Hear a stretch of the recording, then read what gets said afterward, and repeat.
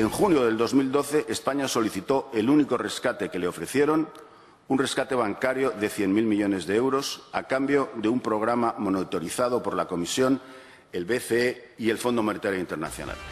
Muy buenas noches y bienvenidos a El Gato al Agua. Tras más de 4 horas de comparecencia, hoy, en el Congreso de los Diputados, esta noche, Rodrigo Rato rompe su silencio en El Gato al Agua. En los próximos minutos, su silencio mediático, evidentemente, en los próximos minutos se va a sentar en este plató para dar cuenta de muchas de las afirmaciones que hoy ha pronunciado en la Cámara Baja. Por ejemplo, ¿qué ha querido decir cuando ha asegurado que hasta 3 personas le dijeron en 2012 que el gobierno del PP le quería meter en la cárcel? Durante los meses de marzo y febrero del año 2015, 3 personas, un director de un medio de comunicación, un articulista y un ex alto dirigente del Partido Popular, me avisan de que el gobierno me quiere meter en la cárcel. Año 2015. Rato, expresidente del gobierno, exgerente del FMI y expresidente de Bankia, entre otras muchas cosas, ha guardado en los últimos años un escrupuloso silencio sobre las innumerables acusaciones que ha recibido de sus enemigos y, ojo, de sus propios compañeros de partido. Hoy en el Congreso ha dicho cosas como esta. Y en febrero, principios de febrero del año 2015, la ministra de Trabajo le dice a mi secretaria que se vaya separando de mí, que voy a tener problemas por mis declaraciones de Hacienda. ¿Sabía el gobierno que Rato iba a ser detenido? ¿Orquestó el Ejecutivo de Rajoy esa operación? Le vamos a preguntar también por el día de su detención, el 16 de abril de 2015. Unas imágenes que van a ver en estos momentos en El Gato. Ante decenas de cámaras avisadas previamente de su detención, la policía entraba en su casa, ahí lo ven, y se lo llevaba a dependencias judiciales. Para la opinión pública, Rato estaba sentenciado. ¿Se ha repuesto el exministro de esas imágenes? Pese a lo que dice de él, Rato tiene una única condena de 4 años y medio por el uso y control de las llamadas tarjetas Black.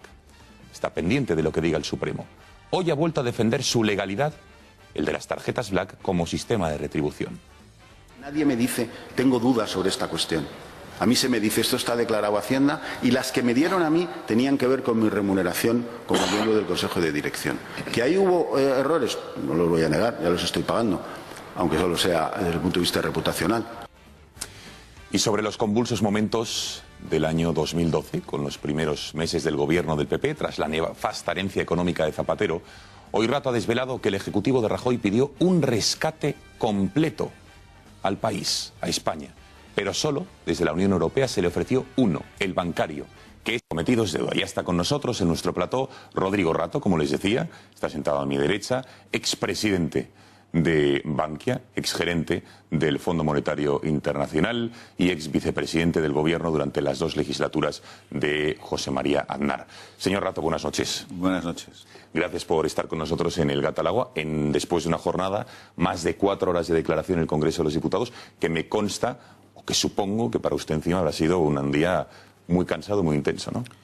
Bueno, es un día cansado, sí, porque claro, comparecer en el Congreso en una sesión pues intensa durante 4 horas largas, desde las 9:30 hasta las 2:30, pues o sea que casi 5 horas, pues ha sido, ha sido un día intenso. Pero bueno, yo creo que era una oportunidad para aclarar cosas y me citó el Parlamento y la verdad es que bueno, pues yo he estado muy satisfecho de poder comparecer y dar mi opinión. Es verdad que no coincide siempre con la de otras personas, pero dar mi opinión sobre unos hechos que he vivido muy de cerca, ¿no? No se prodiga mucho usted, ¿no?, en los medios de comunicación. Lo digo porque en los últimos años, porque creo que su primera entrevista en televisión en los últimos, no sé, en los últimos 5 años, por lo menos, ¿no? Probablemente más. Probablemente hace más de 6 o 7 años que no salgo en un plato de televisión. Bueno, es que yo hago otra vida, ¿no? Primero he tenido una vida profesional privada durante un tiempo y después todos estos acontecimientos que me han ido pasando, pues indudablemente no me llevan a una vida pública intensa. Pero bueno, hago otras cosas, ¿no? Muchos años en los que, señor Rato, se han dicho muchas cosas de usted. Usted no ha sentido la necesidad o no ha querido contestar ni siquiera a miembros de su propio partido las críticas, muchas veces exacerbadas, que ha recibido. Ha guardado un escrupuloso silencio, no ha contestado a nadie y ya le digo, incluso a compañeros suyos del Partido Popular, ¿no ha tenido ganas de hablar en otras ocasiones y defenderse de lo que le estaban acusando? Pues, hombre, he tenido ganas, pero he pensado que desde el punto de vista personal, aunque pudiera tener un coste inmediato, lo que yo tenía que hacer era esperar a que acontecimientos judiciales fueran aclarándose, o fueran, si no aclarándose, por lo menos asentándose, ¿no? No todos de una manera que yo pueda considerar satisfactoria, aunque espero que al final todos sean satisfactorios, pero he querido tener un respeto con el sistema judicial, con los jueces y con lo que estaba pasando, ¿no? Hoy era una circunstancia ineludible, me citaba el Parlamento, yo no podía no ir, ¿no? Y entonces ya, bueno, pues ha habido temas en los que indudablemente he entrado, tampoco tenía ningún sentido ir al Parlamento y empezar a decir que no entraba sobre este asunto, sobre aquel otro, porque estaban en un proceso judicial, ¿no? Me ha parecido que ya, bueno, sin que yo haya entrado en ninguna cuestión, así que no debiera, me parece, pero sí creo que, sobre todo en el tema Bankia, me parece que ya era hora de que diera mi opinión, después de una instrucción de más de 5 años, muy compleja y muy complicada, y en la que, indudablemente, como he dicho hoy, por desgracia, creo que la instrucción, más que aclarar, pues ha oscurecido temas que ahora es imprescindible que se aclaren, ¿no? Vamos a ver algunos de los titulares que ha dejado usted en estas casi 5 horas de comparecencia. Hablaba sobre, insisto, la crisis financiera, el rescate bancario y también la quiebra de las cajas de ahorro de aquellos años, ¿no? Ha dejado usted, como les digo, ha dicho acusaciones graves, incluso contra el gobierno de Mariano Rajoy, del que ha llegado a decir que 3 personas le aseguraron que el gobierno le quería meter en la cárcel. Vamos a recordarlo. Durante los meses de marzo y febrero del año 2015, 3 personas, un director de un medio de comunicación, un articulista y un ex alto dirigente del Partido Popular, me avisan de que el gobierno me quiere meter en la cárcel. Señor Rato, ¿quién le quería meter en la cárcel y por qué? Pues yo no he dicho que yo lo haya dicho. Quiero decir, a mí 3 personas, las que acabo de mencionar, que no voy a dar sus nombres por confidencialidad, bien, me advierten de eso, ¿no? Eso se produce también después de que una ministra se dirige a una persona muy cercana a mí a decirle que se aleje de mí porque voy a tener problemas por razones fiscales. Se produce después de que la directora de la ONIF es la Organización de Lucha contra el Fraude Fiscal, vaya a la Fiscalía Anticorrupción a presentar un caso contra mí y en la Fiscalía Anticorrupción le digan que no ven caso y que, sin embargo, ella continúa y me acaba presentando una denuncia que yo creo que he demostrado en la instrucción que es falsa. Me la presenta ella, no personalmente, sino como directora de la ONIF, en unas circunstancias en las que efectivamente se me acaba deteniendo, se me detiene por una acusación de alzamiento de bienes de la que después ya nunca se me acusa, pero que es la excusa, nunca mejor dicho, para poder conseguir una orden judicial y entrar en mi casa. Se me detiene delante de mis hijos, de mis vecinos, de mi mujer. Se me pone la mano en el cogote entrando en un coche, como todos ustedes han visto, por desgracia. Y también el día antes, nada más y nada menos que el ministro de Justicia del Gobierno, en otro plato de televisión, en los desayunos de Radio Nacional de Televisión Española, da información fiscal mía. No entiendo cómo la tenía y no entiendo cómo la dio. El día anterior salen los medios de comunicación que el SEPLAC, que es una institución que depende del Ministerio de Economía, me está investigando, y casualidad es que el autor del artículo precisamente se entrevista con el ministro de Economía unos días antes, la semana anterior. Y según a mí me llega, este autor en su medio, que es Voz Populi, pues dice que esa información le viene directamente del ministro. Yo no lo puedo atestiguar, esa es la información que a mí me llega. Son demasiadas casualidades. Y esas personas que me anunciaron, ante mi incredulidad, de que el gobierno me quería meter en la cárcel, yo no lo creía por 2 motivos. Primero, porque no veía por qué. Y segundo, porque no me parecía que un gobierno tuviera que estar pensando en meter en la cárcel a una determinada persona, por razones fiscales, por muy profundas que éstas sean, que no lo van a ser y que no lo son. Pero después pues, estuve a punto, ¿no? Pero ahora abordaremos muchas de las cosas que acaba usted de decir, pero ¿cómo haría? Lo digo por ahondar en esta afirmación que ha hecho usted de estas 3 personas que le dijeron que el gobierno tenía esa intención.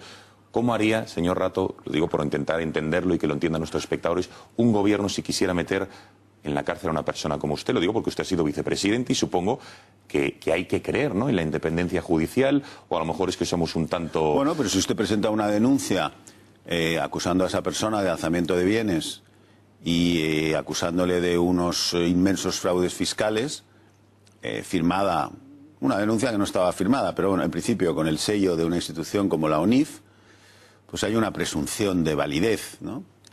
Si hay un fiscal que tira para adelante, pues se produce, ¿no? Bueno, los hechos, es decir, yo no las interpretaciones son libres, yo cuento unos hechos, ¿no? A mí se me anuncia, al mismo tiempo se producen una serie de acontecimientos que involucran a ministros del gobierno y que se refieren a mí, algunos realmente delicados, como el hecho de que el ministro de Economía pudiera haber dado datos sobre investigados del SEPLAC. Yo no sé si estoy investigado o no, pero sé que salió en los medios y no salió más nombre que el mío. Y que pocos días antes este señor se entrevistaba con el autor de la entrevista, y ese señor, según a mí me dicen sus compañeros de trabajo, dio esa información atribuyéndosela al ministro. Y que otro ministro, este sí, sin ninguna duda, en un desayuno de Televisión Española, da datos fiscales míos, pues, ¿qué quiere que le diga? Y el día antes de su detención. El día antes de mi detención. Es todo ¿Esto a qué le huele? Lo digo porque, claro, esto que un ministro revele datos fiscales, para empezar, ¿cómo los tiene? Segundo, ¿por qué los revela? Son dos irregularidades muy graves. Muy graves. Pero usted ha sido ministro y encima yo tiene no un he tenido bagaje datos político. Fiscales de nadie, porque quiero decirle a todos los que nos están viendo que el ministro de Hacienda no debe tener datos fiscales de ningún contribuyente en concreto, y no se los deben dar nadie. Y al ministro de Justicia mucho menos, ¿no? Los datos fiscales deben ser confidenciales y como mucho los conocerá el actuario fiscal o el inspector fiscal que le esté a usted haciendo una inspección. Pero sus datos fiscales no pueden ser conocidos, y mucho menos en la mesa del Consejo de Ministros. Me parece escandaloso. Yo cuando lo vi no lo pude creer, cuando vi al ministro de Justicia. Escandaloso. Entonces, este escándalo, señor Rato, que desde luego lo es, de ser cierto todo lo que usted ha enumerado, ¿lo enmarca dentro, digamos, de una confabulación de su partido contra usted? O, bueno, porque de su declaración podría derivarse, o que es esto una confabulación contra usted y ahora hay un ajuste de cuentas, o va a tomar medidas legales, entiendo, ante esos hechos ocurridos en el año... Bueno, yo estoy sometido a unos procedimientos que llevan sus ritmos. Estoy en la instrucción de un procedimiento fiscal en el que llevo 3 años, que es el que dio origen a mi detención. A la mayor parte de la gente en España, cuando el fisco, cuando Hacienda cree, con razón o sin ella, que no ha declarado bien, lo que le hacen es una inspección. A mí me detienen, que es bien distinto. Y además están los medios de comunicación en la puerta de mi casa antes de que llegue la policía fiscal. Según la información que algunos medios me transmiten, ese aviso les viene de Moncloa, pero tampoco puedo certificarlo. Pero el hecho es que estaban antes de que llegase la policía. Es decir, lo supieron antes de que la propia policía llegara a mi casa, ¿no? Lo cual es muy significativo. No le puedo decir, yo no sé, yo no quiero sacar conjeturas, porque creo que yo, indudablemente, desde el punto de vista jurídico, tomaré mis decisiones cuando las pueda tomar, que, como le digo, estoy inmerso en un proceso de instrucción y hay que tener mucho respeto con ese procedimiento y con la labor que realiza el juez, pero el Parlamento me cita, me pregunta y yo contesto. Vamos a ver estas imágenes a las que ha hecho usted referencia. Ese mes de abril del año 2015, el señor Rato, unas imágenes que evidentemente han dado la vuelta a España. Es la conocida pena del telediario, las imágenes de cómo la policía le detiene en su domicilio, le saca de su casa y le introduce en un vehículo. ¿Cómo vivió esos momentos que de alguna manera ante la opinión pública, señor Rato, ya le estaban condenando, pese a que el día siguiente fue puesto en libertad? ¿Cómo lo vivió? Hombre, pues es una experiencia muy dura, ¿no? En tu propio domicilio, ver que se llena la escalera de agentes, que aporrean porque no lo hacen con suavidad, ¿no? Toda la parafernalia es a ver si te asustan, ¿no? Y te asustan. O sea, la verdad es que si no estás muy acostumbrado, que yo no lo estaba, pues te asustan, ¿no? Hay mucho, no llaman al timbre, sino que aporrean la puerta. Usted estaba con su familia en casa, ¿no? Estaba a punto de llegar mi hijo y después llegaron mis hijas y mi mujer. Entran una patulea de personas. Es la secretaria judicial la que te tiene que decir las cosas, pero los que entran te presionan, te dicen que les des papeles, que les des tal, buscan, van hasta tu cuarto, abren tus armarios, abren el armario de tu mujer, no encuentran nada, como no encuentran nada, pues cada vez se ponen más nerviosos, y hay más presiones, y dónde están otras cosas, y estas cartas pues son cartas pues de la luz. Recibos, sí. Pues que tiene todo el mundo en la puerta, en la entrada de su casa, ¿no? Sí, es una experiencia terrible, ¿no? Y después de ahí tuve que ir a mi oficina, en mi oficina estuvimos horas, se llevaron todos mis papeles, los que de toda mi vida profesional y de mis empresas. Por lo cierto, no me han devuelto ni una décima parte de los papeles que se han llevado, aunque los estoy reclamando. Me han causado un perjuicio terrible, pero después todo eso además tiene consecuencias con tus clientes, con tus socios, con tus amigos, con tus familiares. Es decir, es una cosa muy dura, ¿no? ¿Cómo es posible que esa detención fuese narrada minuto a minuto por los medios de comunicación? Porque estaban citados para que me vieran salir con la mano en el cogote de este señor. Sí, claro, estaban citados. ¿Quién les citó? Dice usted antes A mí me dicen los medios que les avisaron de Moncloa, del entorno de la vicepresidenta, pero no lo puedo saber porque yo no lo he podido constatar, pero alguien les avisó. Desde luego yo no les avisé porque yo no sabía que me iban a detener y nadie de mi entorno lo sabía, aparte que no sería yo el más interesado, ¿no? No, estaban allí antes, es decir, estaban antes de que llegara la policía tributaria. ¿Y qué cree que buscaban los que filtraron y anunciaron a los medios de comunicación? Bueno, la foto está, esto que está usted poniendo, esto es lo que buscaban. Esta foto dio la vuelta al mundo, por desgracia para mí, esto es lo que buscaban, mírelo, ahí está, esa es la foto que se buscaba. Con eso, bueno, pues ya lo que se buscaría o lo que fuera ya se había conseguido, ¿no? Que era, bueno, pues hacerme un traje. Perjuicio, un daño, sí. Un perjuicio gravísimo, ¿no? Sí, eso es lo que se buscaba. Para una acusación vuelvo a repetir, de alzamiento de bienes que nunca se sustanció.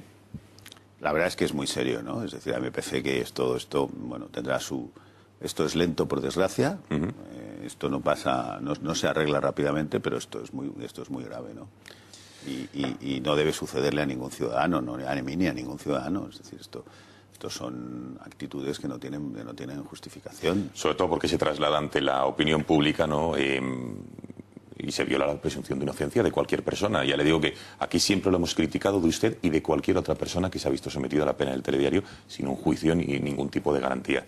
Volvamos, si le parece, al Congreso. Me gustaría saber si lo que le ha dicho la diputada Esquerra Republicana es una de las cosas que más le ha molestado, porque es en el momento en el que más, digamos, airado se le ha visto y más enérgico en su respuesta. Veámoslo. Usted con ello se ha convertido en el paradigma de un determinado político, y en este caso de un determinado político español, donde se personifica una determinada manera de hacer que yo diría que es denominador de una determinada marca España, que además lo han exportado a nivel internacional. Esa visión de una sociedad corrompida y que corrompe, basada en la codicia, el amiguismo. Yo no soy un político delincuente, señora, no se lo puedo consentir. A mí me acusan de unas remuneraciones no legales, que yo sostengo que son legales, pero yo no era político. Mire usted, yo he sido 30 años político y nadie me ha acusado de nada en esos 30 años. O sea, que no le consiento a usted que me acuse. Usted me puede acusar, dice que estoy condenado, tiene usted razón. En una sentencia recurrida tiene usted razón, pero no como político. Entonces, yo seré el compareciente y usted la diputada, pero usted me está insultando. Y no se lo puedo consentir, porque a mí no me han condenado como político. He estado 25 años, 30 años en el Parlamento y 8 años en el Gobierno y a mí no me han acusado como político. Usted me acusa porque está protegida. Porque está protegida. Eso no sé si es ser delincuente penalmente, pero desde luego moralmente es muy grave.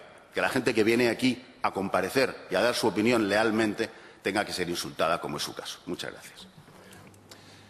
Señor Rato, podríamos decir que de aquí esta ha sido una manera de explotar, de demostrar el Hombre, es hartazgo que es muy llevaba fuerte, acumulado. porque claro, uno va al Parlamento, se supone que a una comisión de investigación para contar lo que sabe sobre determinados temas. Efectivamente, yo durante los años 2000 al 2012 tuve una serie de responsabilidades, las ejercí como mejor supe, mejor o peor, tomé decisiones, bueno, yo estoy orgulloso de la mayor parte de ellas, y voy a contarles a los parlamentarios mi experiencia. Y de repente te insultan. No entiendo el respeto a la Cámara en ese sentido, ¿no? Yo creo que las personas que van al Parlamento no tienen que partir de la base de que les van a insultar. Yo creo que esa es una degeneración. O sea, al Parlamento la gente tiene que ir relativamente cómoda para contar, es decir, te podrán hacer preguntas incómodas, es decir, usted sostiene que no había una burbuja inmobiliaria y sin embargo yo sostengo que sí la había. Bueno, pues eso es una discusión indudablemente y puedes quedar bien, quedar mal o quedar regular. Pero la opinión personal de lo que yo pienso de esa persona o de lo que ella piensa de mí, solo porque es diputada que me exprese su opinión y me insulte, no entiendo. O sea, el Parlamento no es un acto, no es una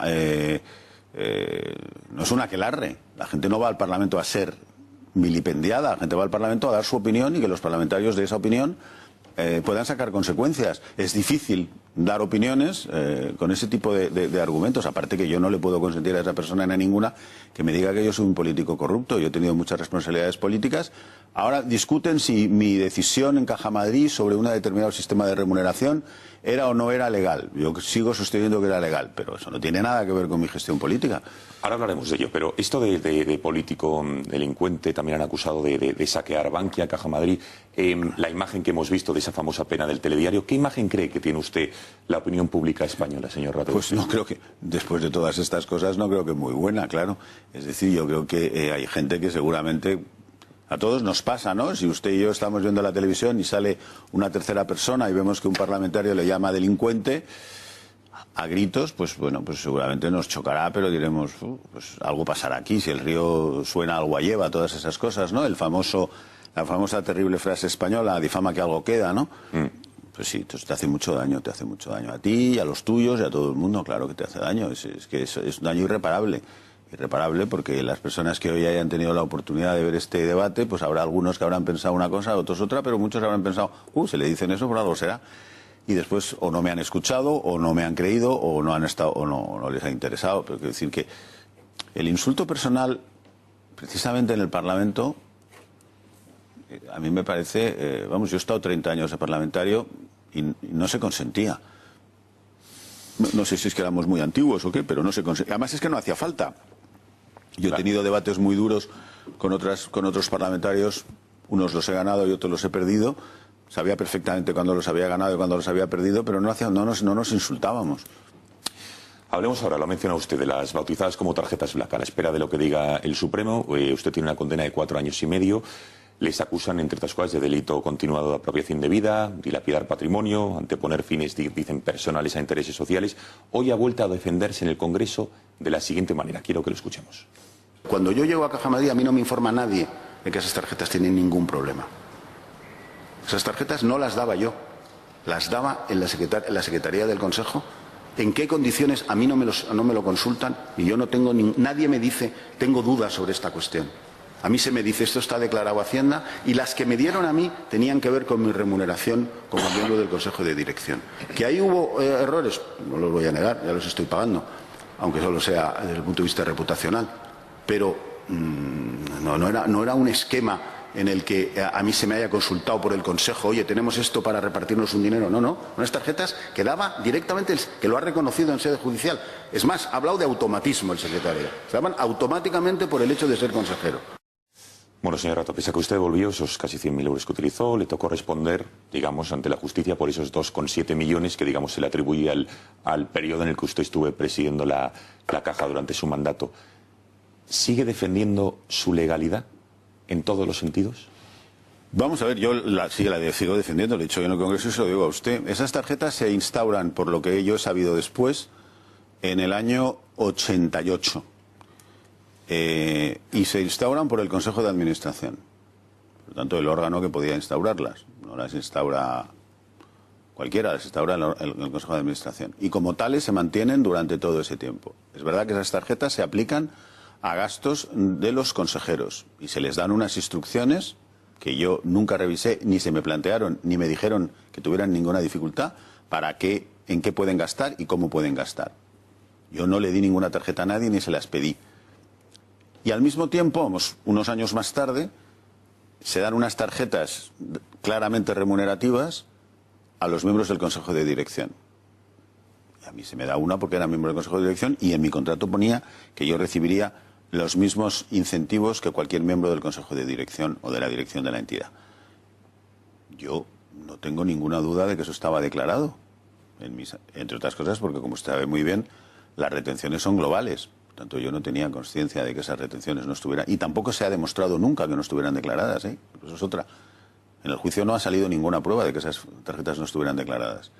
Sí es claro, porque lo hemos averiguado durante toda la instrucción, que la agencia tributaria, no ya las tarjetas de los ejecutivos, sino las tarjetas de los consejeros, que son las más importantes, las auditó fiscalmente en varias ocasiones y aceptó la mayor parte de los gastos. Por lo tanto, estaban contabilizadas, se dijo que estaban contabilizadas de manera irregular. Estaban contabilizadas en una cuenta que ponía gastos Consejo de Administración, mayo 1988. O sea que no tenía nombre y dos apellidos. Bueno, pues es más, también lo hemos averiguado después, se hicieron públicas, en el año 99 se contaron a la prensa por parte de varios miembros del Consejo que las explicaron a los periódicos. Bien, puede que haya sido una mala práctica, no digo que no, pero después de una reforma legal del año 2003 a la que me he referido por el tema de la crisis financiera, era perfectamente posible que los consejos de administración de las cajas tuvieran remuneraciones aparte de las dietas de asistencia. Entonces tenían toda la apariencia de legalidad. Bien, pero defendiendo usted la legalidad, es decir, que no actuó de una manera ilegal, dice usted que a lo mejor podría ser mala práctica. ¿Entiende usted el descontento, pese a la demagogia que se ha hecho, que también ha sido mucha con al respecto, pero entiende usted el descontento, o que a lo mejor desde otro punto de vista no legal, pero sí a lo mejor más de un punto de vista moral pueda ser criticable el uso y el abuso que algunos hicieron? Bueno, vamos a ver, yo entiendo el descontento, la gente está descontenta porque cree que hay abusos, depende de cómo se presente. Es decir, si uno coge las tarjetas de las personas y las pone en la televisión, pues los gastos personales es como con las conversaciones telefónicas. Las conversaciones telefónicas no hay nadie que resista una conversación telefónica grabada y puesta en televisión. Ni una cámara oculta tampoco. Bueno, pues una tarjeta, pues sí, uno se la puede haber gastado en una cosa y otro se la puede haber gastado en otra. Depende de las instrucciones que recibieran para podérselas gastar. Pero las instrucciones no las fijaban los consejeros, las instrucciones se las daba el secretario del Consejo. El secretario del Consejo ni está procesado, ni está condenado, ni está nada. Además, él mismo compareció y dijo que era un sistema automático. Bien, pues sí, puede haber gente que esté disgustada. Ahora, sinceramente, a mí me pareció muy duro cuando datos teóricamente confidenciales, como son los de una tarjeta de crédito, pueden darse a los medios de comunicación para que se analice la conducta de las personas. Esos son juicios paralelos que sí, bueno, son linchamientos, como los vamos a llamar, ¿no? Son así, ¿no? ¿Se ha sentido linchado? Yo creo que los 64 que estábamos ayer nos hemos sentido linchados, sí, claro, cómo no, porque antes de que se pudiera discutir nuestra culpabilidad o no, ya estábamos juzgados y sentenciados, ¿no? Vayamos a otra cuestión que me parece interesante. ¿Ha asegurado usted que el gobierno de Rajoy intentó en el año 2012, meses después de llegar al poder, el rescate completo al país, como lo habían hecho, para que lo entiendan ustedes, Grecia o Portugal, y no solamente el bancario, que es el que finalmente solicitó? Vamos a escuchar lo que decía usted esta mañana. En junio del 2012, España solicitó el único rescate que le ofrecieron, un rescate bancario de 100.000 millones de euros, a cambio de un programa monitorizado por la Comisión, el BCE y el Fondo Monetario Internacional. ¿Cómo sabe usted, señor Rato, que el gobierno solicitó el rescate completo y no únicamente el bancario? Lo digo porque en con Rajoy a la cabeza lo han negado en varias ocasiones. Sí, bueno, lo han negado, pero usted, en diciembre del 2012, el actual ministro de Hacienda, el señor Cristóbal Montoro, se reúne con los comentaristas internacionales ¿Diciembre del 11 o del 12? El 12, del 12. El 12. Y les dice, en una reunión que en principio era off the record, pero que uno de ellos no lo respetó, que el gobierno alemán no le había dicho claramente al gobierno español que no podían pedir un rescate completo.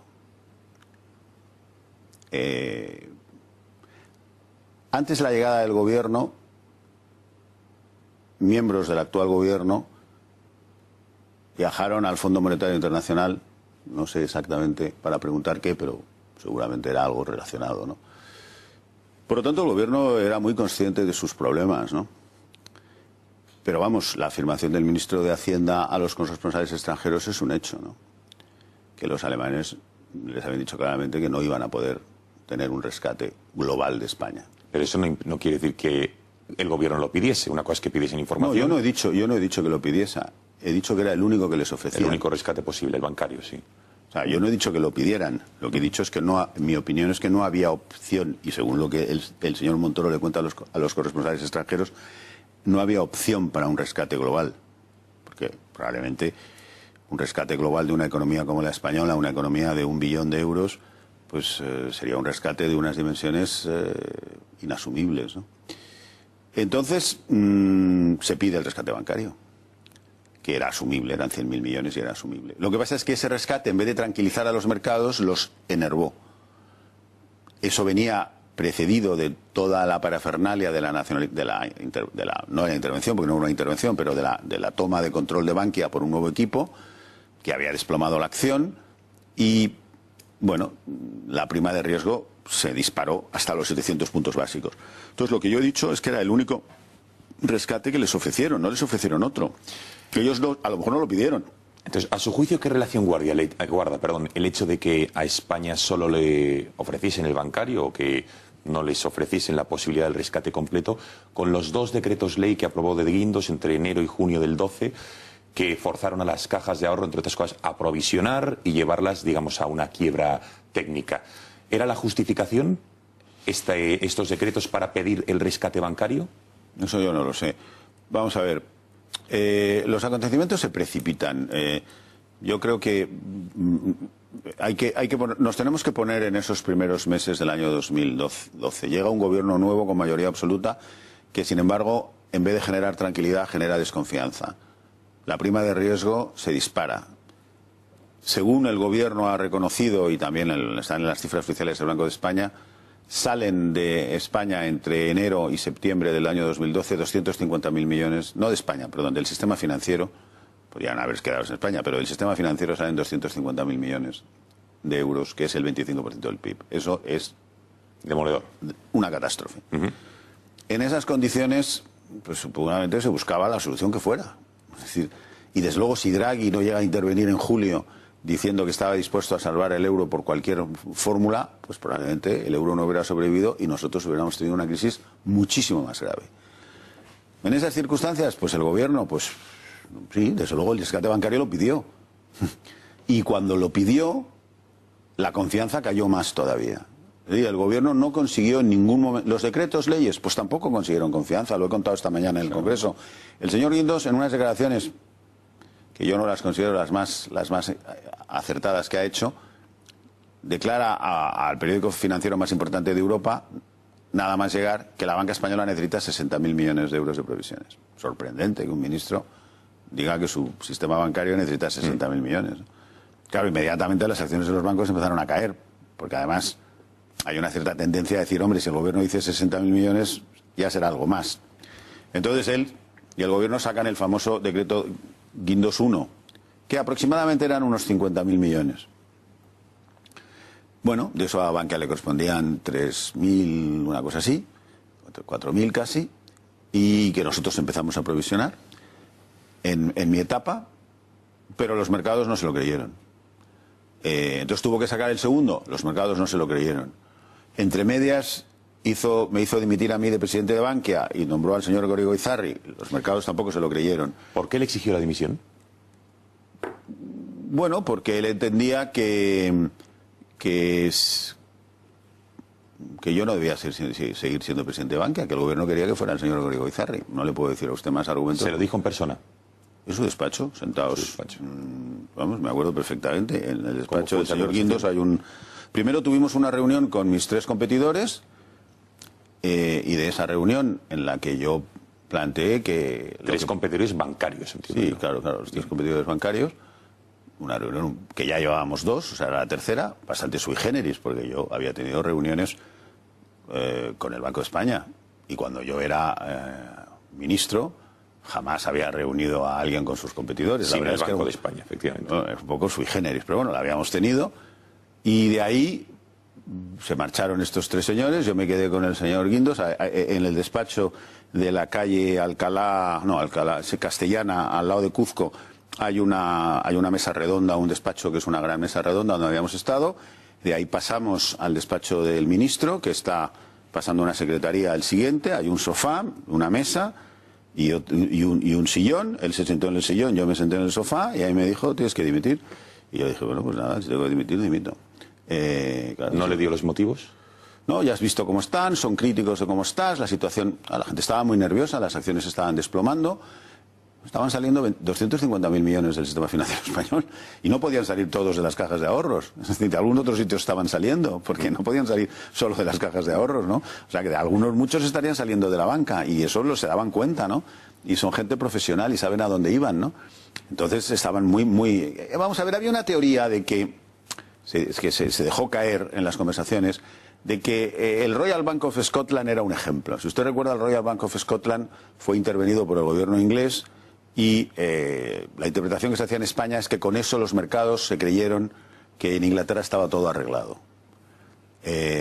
Nosotros no éramos el Royal Bank of Scotland, no teníamos problemas de liquidez, no es que estuviéramos bollantes, pero acabamos de cumplir el Guindos 1, estábamos en el proceso de cumplir las exigencias de la Autoridad Bancaria Europea, teníamos nuestras dificultades, que duda cabe, como tenían los demás, pero no estábamos en una situación. Pero había la teoría de que España necesitaba un aldabonazo, que con eso se iban a dejar de ocupar de nosotros y empezarían a ocuparse de Italia o de quien fuera, ¿no? Bueno, eso fue así. Indudablemente mi salida de Bankia en 48 horas sin mayores explicaciones y tal, pues desplomó la acción. El señor Gregorio Irizarry, su entrada no cambió para nada las circunstancias. A los 15 días el señor Gregorio Irizarry salió pidiendo 19.000 millones, los mercados hicieron cuentas y dijeron, si son 19.000 millones para Bankia, que es el 10%, pues son 190.000 millones para el sistema. Es unas cuentas muy simples, pero con lo cual siguió cayendo la prima de riesgo, entonces ya pedimos el rescate bancario, lo pidió España, siguió cayendo la prima de riesgo y ya vino Draghi y ya cambiaron las circunstancias. Señor Rato, ¿qué autocrítica, digamos, que puede hacer usted de su gestión al frente de Caja Madrid, después Bankia, lo digo, y durante la crisis financiera? Lo digo porque esta mañana sí que es verdad que ha dado muchas explicaciones, lo está haciendo aquí también, ha aportado datos, ha arremetido contra determinadas personas, pero antes ha dicho que no se sentía orgulloso de todas las decisiones que había tomado en Caja Madrid Bankia. ¿Cuáles son esas decisiones y cuál es la autocrítica que para los espectadores que nos estén viendo digan, bueno, ¿qué ha hecho mal Rodrigo Rato a propio juicio de Rato?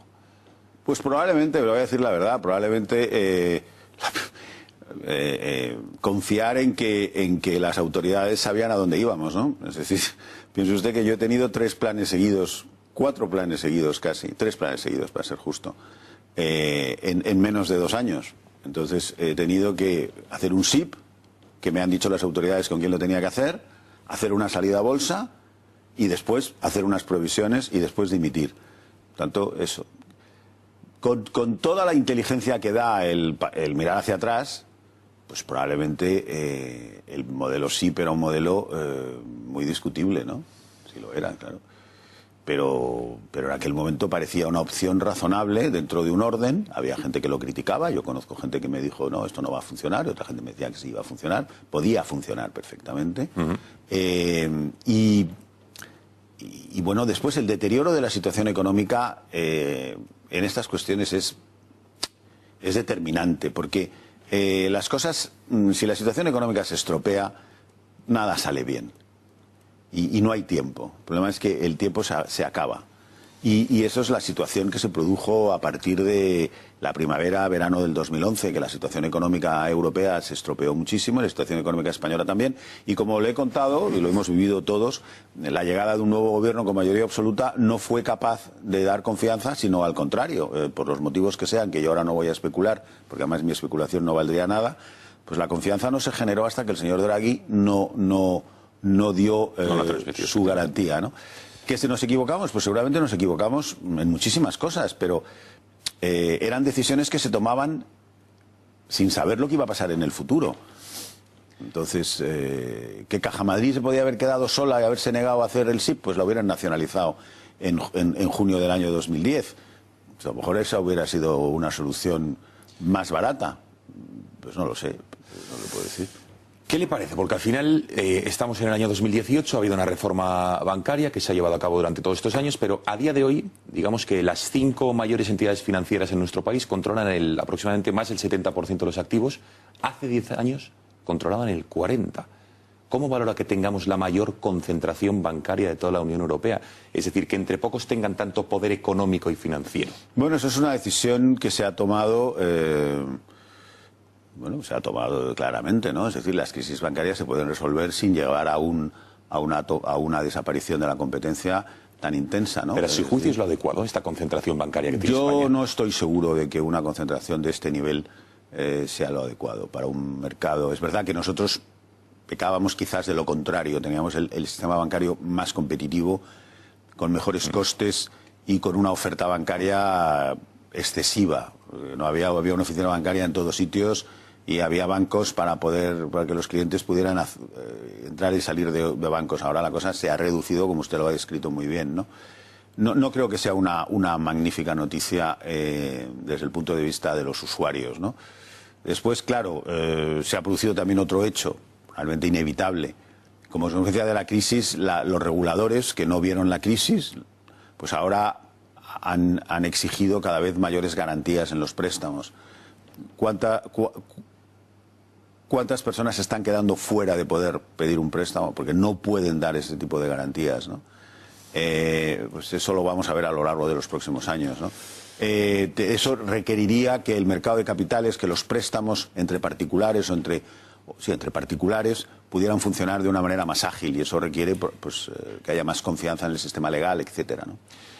¿Cómo valora el hecho de que Rajoy, por ejemplo, dice usted que, pero me veo obligado a preguntarle, heredaron una deuda pública en nuestro país en el año 11 del 70% aproximadamente del Producto Interior Bruto, y que ahora, 7 años más tarde, estemos por encima del 100%?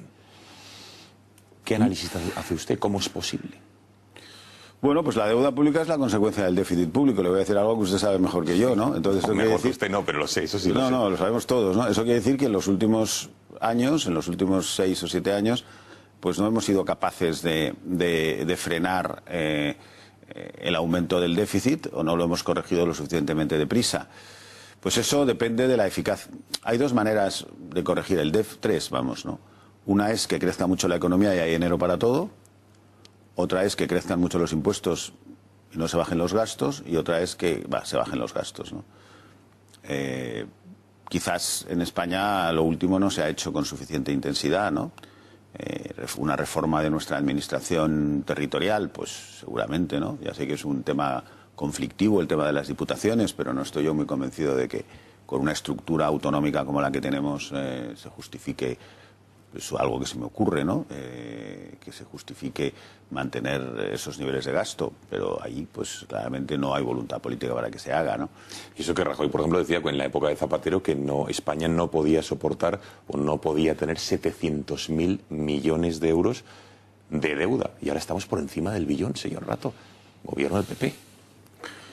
Bueno, mire, yo creo que no será porque no han subido los impuestos y no ha perdido derechos el contribuyente, porque la última ley general tributaria probablemente ha sido la mayor pérdida de derechos del contribuyente español en la historia, ¿no? O sea, que no es porque, digamos, la parte privada de la sociedad no esté haciendo esfuerzos o le estén imponiendo esfuerzos cada vez más duros, ¿no? Pero es un desafío, como es un desafío indudablemente que además estamos viviendo un momento dulce en el sentido de que el Estado se financia a tipos de intereses negativos a 2 años. Cualquiera sabe que los tipos de interés negativos no son lo natural. Yo hoy me permitía recordarles a los parlamentarios sin ningún éxito que el mayor error que yo he reconocido del fondo es que en el año 2006 la curva de tipos se volvió inversa. Quiere decir que el tipo a más largo plazo se hizo menos caro que a más corto plazo, cuando normalmente el tiempo hay más riesgo y el tipo es más caro, ¿no? Es decir, si usted pide un préstamo a 6 meses, paga menos interés que si lo pide a 6 años. Bien. Bueno, cuando eso es al revés, es que el mercado cree que el futuro va a ser muy malo y que va a haber una crisis, ¿no? Eso fue una larga discusión que hubo en el fondo y que al final no se tomó una decisión como yo creo que podríamos haber tomado y que fue nuestro gran error. Y hoy les decía a los parlamentarios que la curva de tipos en Estados Unidos está a punto de aplanarse, a punto, porque el tipo a 3 meses está a 100 puntos básicos del tipo a 10 años, ¿no? Pero el otro... Don Rodrigo Rato, que muchísimas gracias por haber estado esta noche en el Catalagua. Casi 5 horas de comparecencia parlamentaria y esta noche, después de más de 6 años, sin declaraciones en los medios de comunicación, en televisiones, hoy, digamos que ha roto su silencio en Intereconomía, cosa que le agradezco encarecidamente. Gracias por haber estado aquí. Muchas gracias a ustedes.